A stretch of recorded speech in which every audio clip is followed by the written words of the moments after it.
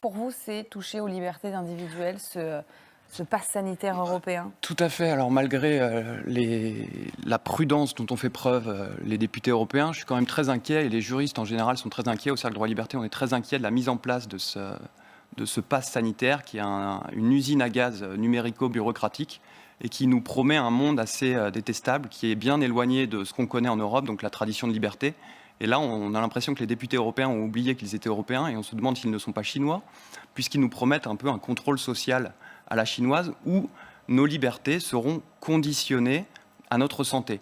C'est un monde où le gouvernement va pouvoir nous demander de prouver qu'on n'est pas contaminé par une maladie qui n'est pas la peste, pour avoir simplement le droit de participer à la vie en société. Alors, qui a envie dans ce monde de montrer son QR code?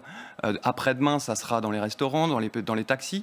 Mais là, dès demain, ça sera votre enfant, pour qu'il ait le droit d'aller aller en vacances cet été, faire un test PCR dès 11 ans. On a eu un premier confinement, on nous a dit que ça serait le dernier confinement. Finalement, on en a eu d'autres. Donc là, on nous impose un pass sanitaire qui va durer normalement 1 an. Et en fait, on se rend compte qu'il y a un nouvel ordre sanitaire qui s'impose. Qu'il y a un nouvel ordre sanitaire qui s'impose. Qu'il y a un nouvel ordre sanitaire qui s'impose, un hygiénisme ambiant, avec un principe de précaution qui prévaut, et qui va faire en sorte qu'à chaque fois qu'il y aura un nouveau SARS, un nouveau CoV quelque chose, on aura ces nouvelles restrictions de liberté qui vont s'imposer comme mode normal de lutte contre le virus. Et c'est ça que nous dénonçons.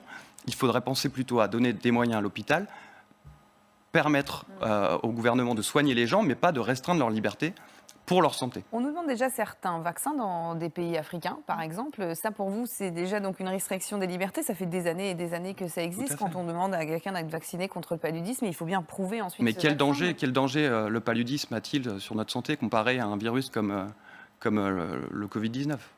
C'est aussi une question de proportionnalité.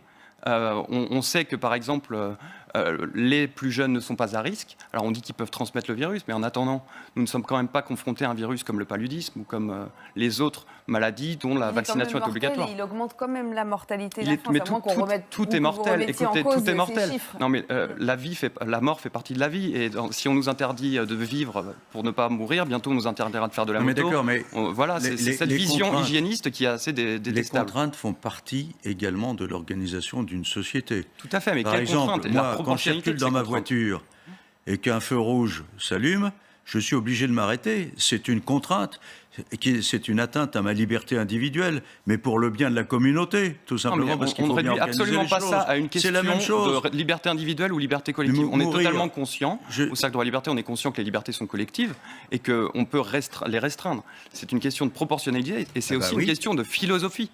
Quel monde veut-on pour demain ? Un monde de liberté ou un monde de sécurité hygiénique? Mais est-ce que vous pouvez admettre que si on est vacciné, on retrouve la liberté, justement? Mais ça, c'est un marché faustien. Vaccinez-vous, vous serez libre. Mais c'est pas comme ça que ça marche. On nous met une barrière et on nous donne une petite clé qui nous permet d'entrouvrir cette barrière, et en plus, on devrait dire merci. C'est ça, le pass sanitaire. Mais non, c'est une philosophie qui est à remettre en cause, vraiment.